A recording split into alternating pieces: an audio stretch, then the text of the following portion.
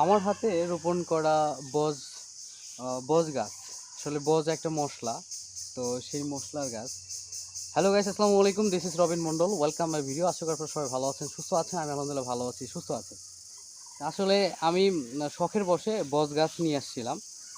এটা এক ধরনের মশলা, যেটা তরকারিতে ব্যবহার করা হয়, বিভিন্ন রান্নার সামগ্রীতে ব্যবহার করা হয়।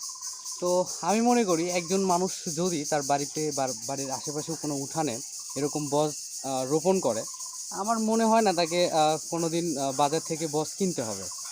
বিশেষ করে ডাল মশলা হিসাবেও এই বজটা ব্যবহার করা হয়। তো আসলে আমি একটা না, আরও কয়েকটা লাগাইছিলাম, তো চলুন সেটাও দেখাচ্ছি।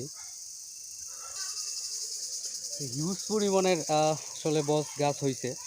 তো এখান থেকে আমি চাইলে চারা উৎপাদন করে আরও অন্য অন্য জায়গায় লাগাইতে পারি।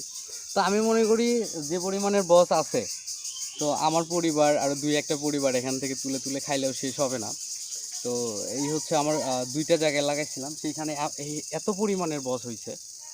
তা আমি মনে করি আপনারা প্রত্যেকজন বাসার উঠানে বা আশেপাশে চেষ্টা করবেন একটা করে বজ বৃক্ষ রোপণ করার জন্য, মানে বজ চারা রোপণ করার জন্য, যেখান থেকে আপনারা বজ পাবেন এবং রান্না সামগ্রীর জন্য আসলে ব্যবহার করা হয়। এই হচ্ছে আমার দ্বিতীয় আরেকটি প্রজেক্ট। তো আমি আপনাদের সাথে আরও কিছু প্রজেক্ট নিয়ে শেয়ার করব, মানে আমি কি কি করি বাসায়, তো এইগুলো আপনাদেরকে শেয়ার করব। তো ঠিক আছে, সবাই ভালো থাকবেন, সুস্থ থাকবেন। আসসালামু আলাইকুম।